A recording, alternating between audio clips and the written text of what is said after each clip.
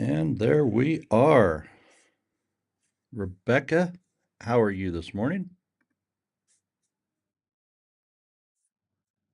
Good.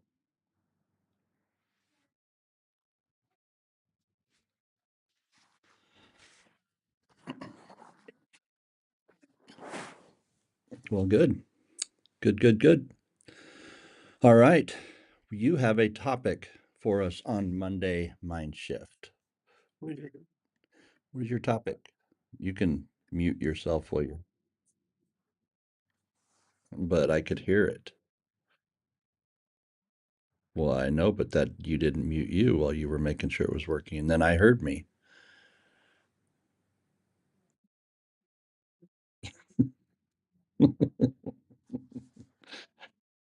Well, well, that's what I'm looking for. I'm looking for answers.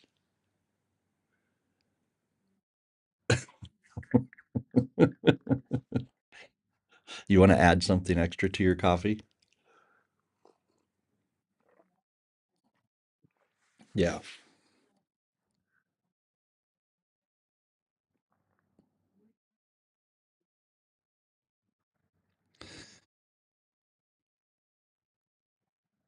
Using failure as a lesson and turning them into success.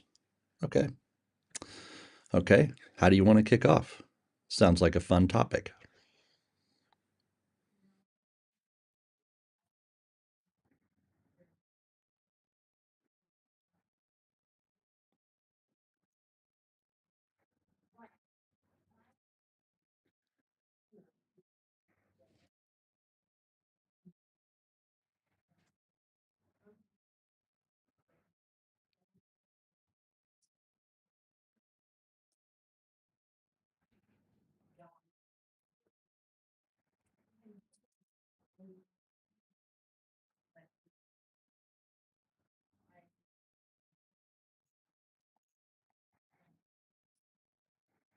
Mm-hmm.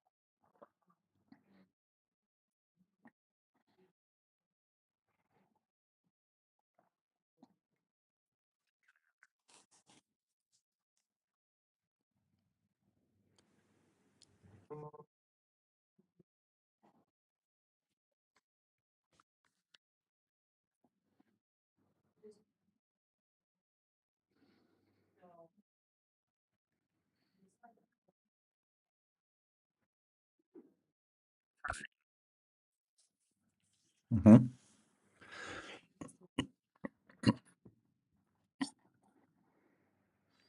Yeah, but that's good stuff because it is, coming down to, what are you doing with the failures you have in your life? Because everybody has them.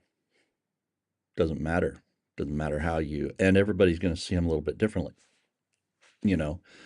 And when you look at any situation, any individual, any person, anybody who's ever walked on this planet, you have to understand that they've had failures as much as they've had success, and probably more failures than successes in all reality. And as you said, you can't guarantee it. Well, we've had a lot of discussions about those things, but I would argue to say that you can guarantee everybody has failed at something. Now, a lot of that depends on how you look at failure too. Some people don't look at failure as a fail. They do truly look at it as a learning opportunity. Like John Maxwell. John would be very, very clear in saying that he fails regularly, um, but never has he failed completely. That's a big difference. He would say he fails regularly because he's always testing something. He's always trying. He's always putting something out there. He's evaluating it. He's learning what works and learning what doesn't.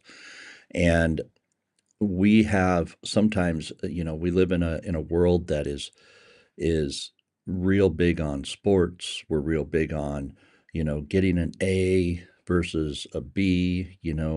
Um, I've heard people say that, second place is the first place loser. We live in an environment where it's so competitive.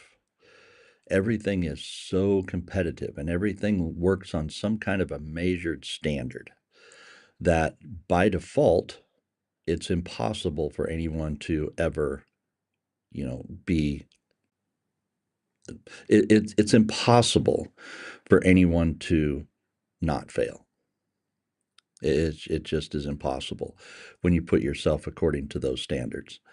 And at the same time, when you're reading a book from Jamie Kern Lima, being worthy, there are times that I can guarantee you the way our culture is designed, the way society is set up, it hinders your self worth. It hinders how you see yourself. It impacts how you see yourself and how you view your abilities to succeed in life, your abilities to be successful in anything. And to me, that's sad. I I I think that's super sad deal. Um, because I've seen a lot of, B students that, you know, they're never going to be the smartest people in the room, but they can probably achieve more and make bigger impacts than a lot of people will.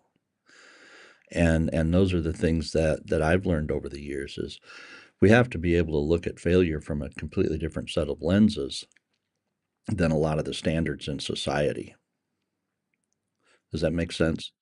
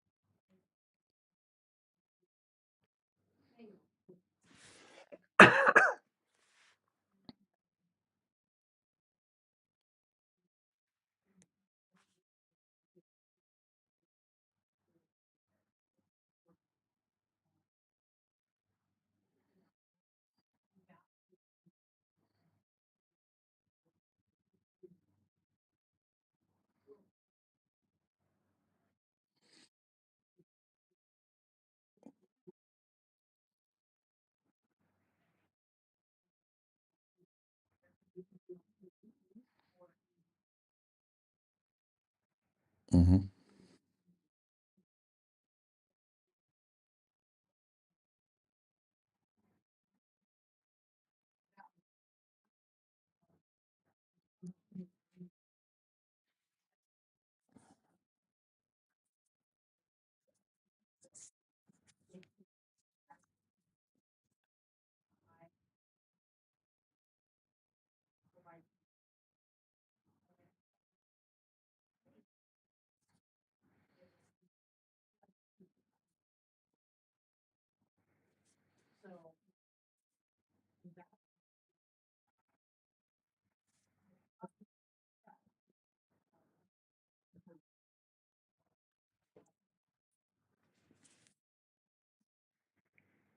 We'll go back to sales training. What are the things I recommend after every sales call? Right. What are the things that you evaluate, though? Do you remember?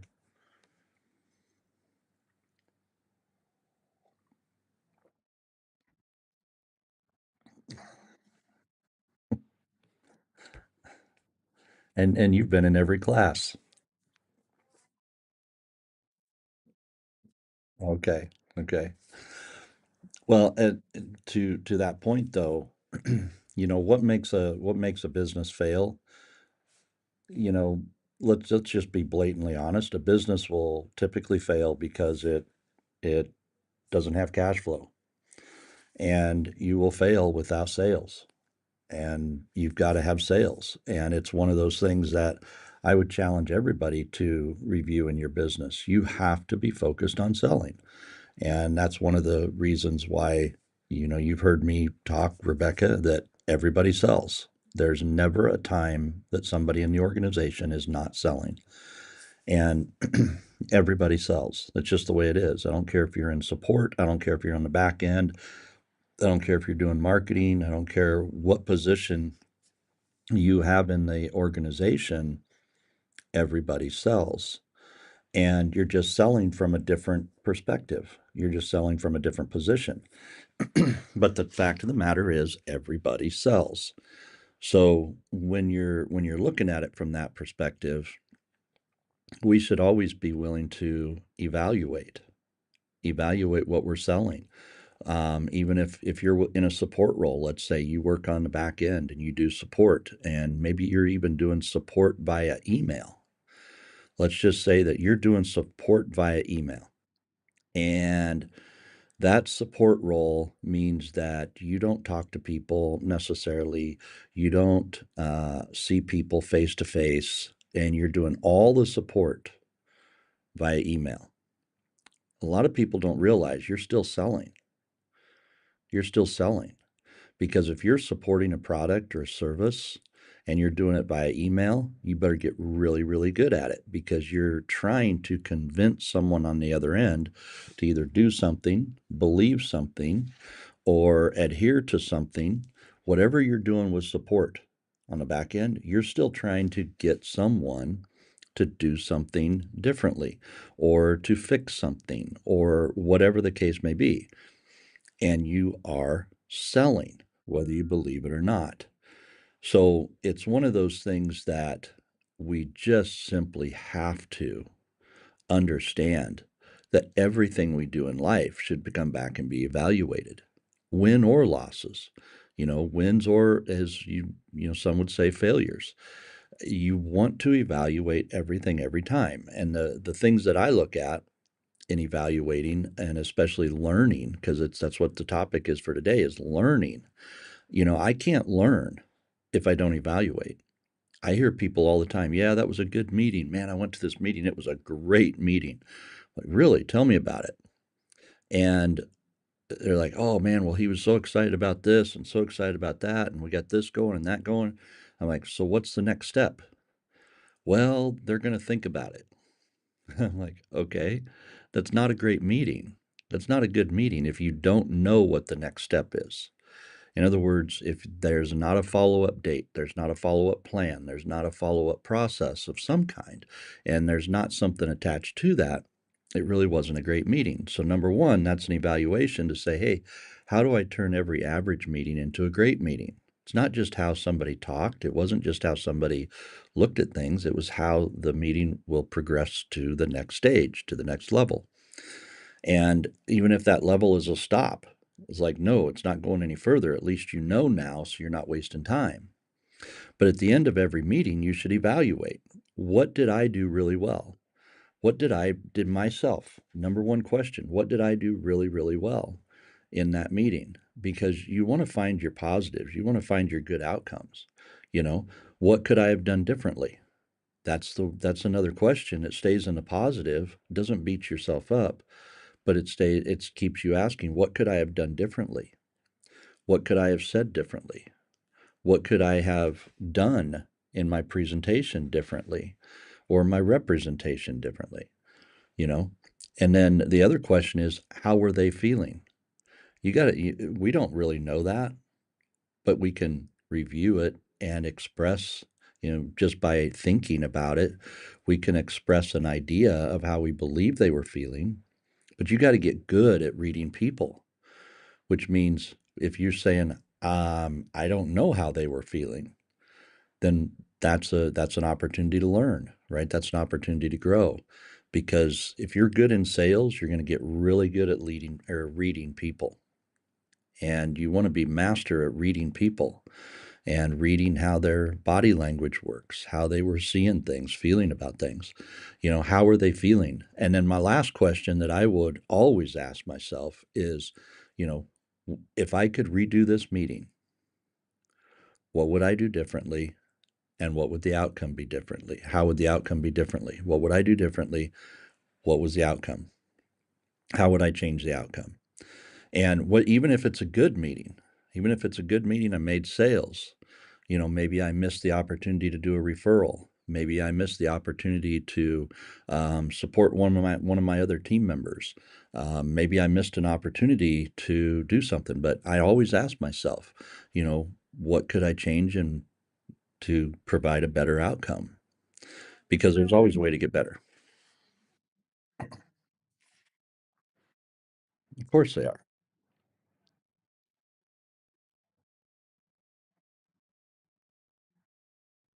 Absolutely.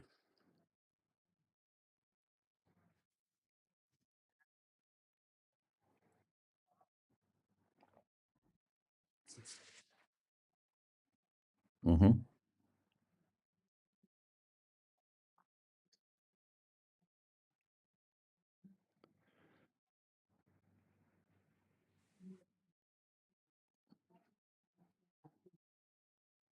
Absolutely, absolutely. Because a lot of times the second meeting bombs because the first one wasn't as good as we sometimes believe they are. And that is a huge issue because so many times we go into a meeting thinking that it's all about us. The first time you go into a sales meeting, first time you go into an interview, first time you go into anything for the very first time, it's never it's never about you. If you're the leader. Uh oh my goodness. How about now? So we tested Facebook, but we didn't get yeah, didn't test you. And I'm not looking at the live app um, this morning. Yeah. Who, who's seeing it?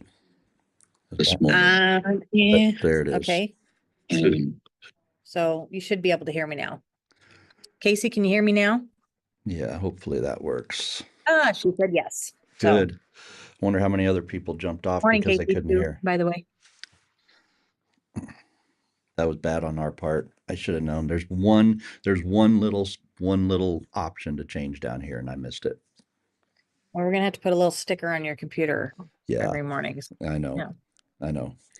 Well, it's hard I don't when know. you. I've been so nervous about last week that I've been trying to make sure everything was good for this week. Yeah, So if you were on last week, you got a big surprise. So that was a learning failure right that there. was a failure with a learn. Yes.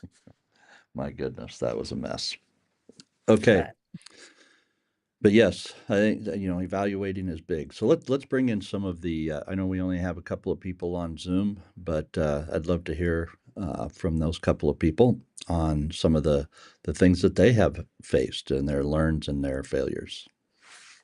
well, this will be a learn too because I changed some settings in Zoom, so we'll see if they are able to unmute and talk to us. Participate.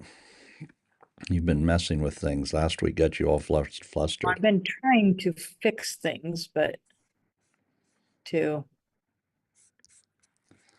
it should be David, would you unmute just to see if it works or not? Yeah, I'm here. Can you hear me? There he is. It does work. Yeah, good deal.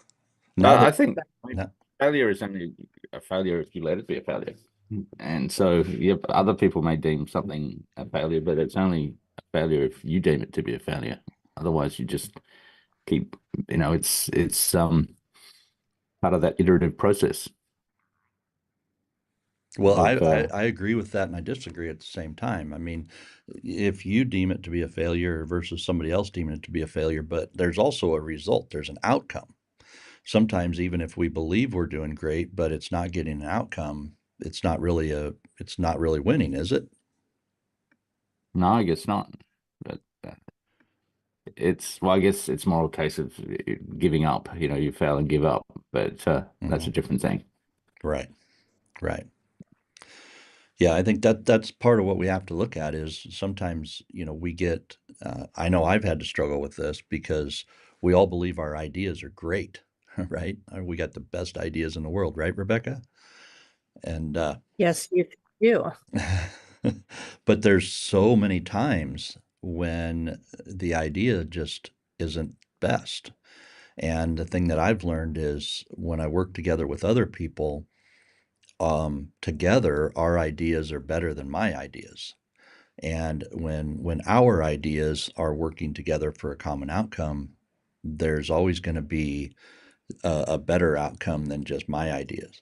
And even with that, though, we need to be able to go back and evaluate the result, and not get emotionally tied to our our ideas or our plans or our thoughts. If we're so emotionally tied to them that we're unwilling to change them, then we have a major issue. And that's something I'm evaluating in my own life. It's like, okay, what gets the best results and what can I do differently?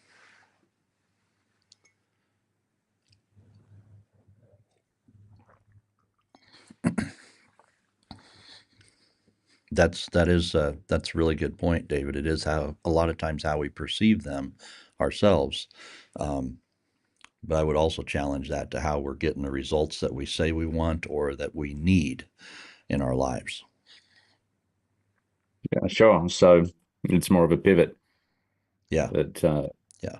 yeah, I don't know. For me personally, if by calling it a failure, um, I just think that has such a negative connotation on it that I think a learn is much better. You know, and like David kind of mentioned, a failure more or less thoroughly happens when you quit. I mean that would consider being, but when we talk about it, I know John's book Failing Forward, and yes, that sounds awesome, but I think the word failure, I think it just has such a negative hold on it. When you get done with when you get done with the sales call and you head out and nothing ever came of it, and you call it a failure in your mind,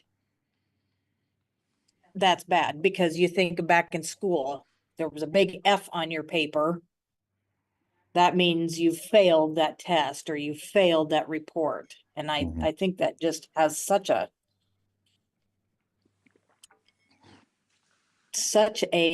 deflating.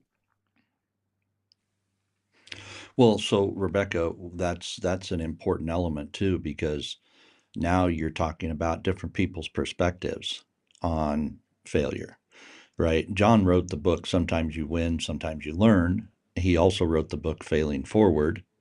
And coaching with different people, I'll ask people to sometimes, so give me your perspective on failure. How do you define it? How have you used it, or how has it been a hindrance in your life? And when you think about the word failure, I've heard people say things like you have to fail fast. If you're not failing fast, you're bound to fail, you know? And other people are like, no, failing fast is ridiculous. That doesn't make any sense.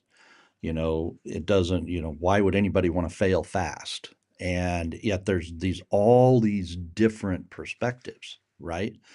And everybody sees failure from a different set of lenses. I think the most important part is how do we see it? How do we talk about it and ourselves? And how do we understand who we are in terms of how we view failure?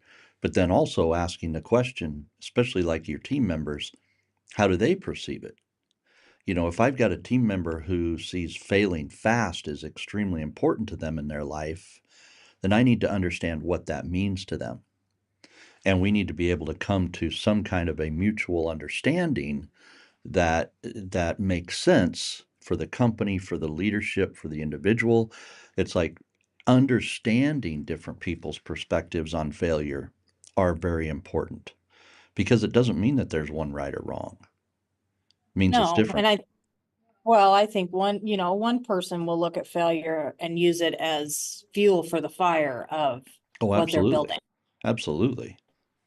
And another person will look at failure and just absolutely deflate them. I mean, Yep. just, you know, so. Yep. Yep. Absolutely. Absolutely. It's so easy to look at the negative side. It's so easy to look at the negative side of anything. It's so easy to think that my perspective, my set of lenses is the right set of lenses, right? That my glasses, the way I see the world is the best way to see the world. Not always the case. And it's something to really lean in and understand from other people. And around this topic of failure, if you don't understand how your people on your team see and perceive failure, then they may end up quitting, because just for the mere simple fact that the two of you have a different perspective about things. And I'm learning that every day in my own life. It's like I've got to understand how my team perceives failure. Otherwise, it doesn't. I'm bound to fail if I don't have an understanding of that. Well, I know that I'd like to count how many times we've said the word failure in this 30 minutes. That would have been a good, but I know I've had to view them differently, and I look at it more now as a stepping stone um to get to where I want to go. But you and I have had one or two failures in the 31 years that we've been together, in our relationship and in our parenting and in our businesses, and I used to look at it as an end. It was an end. It was um, once we hit that failure, that was it. That was done. Yeah. And I have now changed my perspective on it. And now I have to look at it a little bit differently, of it is a stepping stone um, to get to where I want to go. Because I have bigger goals and dreams now than I did even 5 years ago. And just taking what we've learned in my 50 plus years and taking those and using them as a stepping stone to get to where I want to go. Yep. Absolutely. Well, it's been interesting. Been an interesting journey for me, for sure, in the world of failure. Especially, Rebecca, go back into our 20s when our first business failed and our first business went up, and it was, I mean, that was very emotionally draining. It was very emotionally embarrassing. It was, we just didn't have a right perspective on a lot of that, and we didn't have coaches. We didn't have people to help us. We didn't have people help bring us understanding, right? There was just a lot of things that we didn't have at that point in time in our lives, and that's what we want to try and to bring to people today. It's part of the reason we do these Monday mind shifts, is we want to let people know, hey, we're here. We're here to help. We're here to coach. We're here to help serve, and to be a part of your success when you may feel like there's nobody out there to really help me. There's nobody out there to help me find my purpose or passion or help me understand it. And that's part of what we're here for. Well, and with that, just even with that business, we knew what we wanted. Yeah. We just didn't know what to do to get there. We had no clue. There were so many things we didn't have a clue about. And the reality is there's so many things that we still don't know today. But the things that we do know today, we definitely know today. And it's the things that we're continually learning and continually growing on are the things that are very, very important. And it that's really why we're here. And we're here to help people grow and be successful. One of the things that I mentioned to a guy here a while back, he says, "So why do you do what you do in the leadership and a business space?" And I was like, "Well, it wasn't because I wanted something else to do. I'm very passionate about agriculture. I'm very passionate about water. I'm very passionate about building business in that space. I I believe it's the one thing that our country really, really needs right now, because when you look at the water crisis, you read some of the articles on what's going on in water across the nation right now. It is staggering, the challenges that the water industry faces, whether you're in a community or whether you're in agriculture. And it's just staggering how how big of a struggle it is. And it's going to require business. It's going to require entrepreneurship. It's going to require new levels of thinking to address the kind of challenges that exist in that marketplace. But I also think it's going to require a new level of acceptance of failure. It's going to require a new level of acceptance of um, it's going to take a lack of ego. We're going to have to let go of our egos to be able to get past ourselves in some of these industries. And it's really hard when you look back and think, man, I've been so average, in what I've done. And yet that's not always the case. I think there's so many great, great, great people in this industry. And as I read a lot of articles about communities right now that are facing water crisis and water challenges, they see so much of that as a failure, when in fact they're simply in the phases of learning right now. They're in the phases of learning from our previous generations. They're in every generation did the best that they could with what they had, and we're all learning and we're all growing in these spaces. So when I look back at our own lives, dear, we've had some big failures, we've had some big mistakes, we've had some big losses, but at the end of the day, what are you passionate about? What are you getting excited about? What are you willing to look at from the past and create something better for the future? I get super excited about it. Yep. So it's now before we jump off here, you have a mastermind going on. I think it's a little bit late for people to join. People cannot join now for this one, but you're probably going to do another one, right? We'll most likely do another one. Not sure if it'll be on the same book or not, but we'll have more details on that later. Yep. But But that's something that I would encourage everybody that's listening to do. Whether you join a mastermind with us, and a mastermind is, in this case, it's really just a book study. It's an opportunity to come together and collaborate with other people and to discuss things with other people, elevate your thinking, make an investment in yourself to join a mastermind. Make an investment in yourself to be a part of this and participate in a growth program, because it's absolutely game changing. So I would encourage you to watch Rebecca's emails, watch her Facebook posts, and if she has something coming up, be a part of it, because it is definitely worth the growth that you're going to have in your life, and learning how to look at your life the right way and move yourself forward the right way. I really do believe that that's the biggest part of participating in these things, is to see things from a best perspective. So that's my yep. take on failure. Any other final thoughts from our Zoom attendees?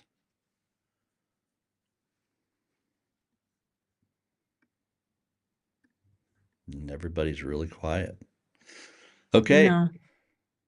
We're gonna maybe we can get more people on here. We'll go out and specially invite people. Say, hey, get up in the morning. We can start sending. Maybe we give out alarm clocks, because You know what? You could sing your morning song. Maybe that would bring them in. oh, I You could could do start your. singing. I could do the morning song for everybody. Oh yeah, I just that'll bring them Yeah, it used to get you up.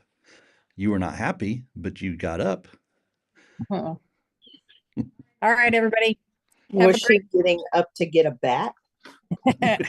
No, I was getting up to do the look, and everybody knows what the look is. Oh yes, yes. The death stare.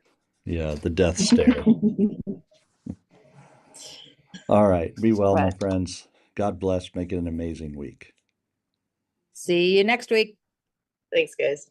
Bye.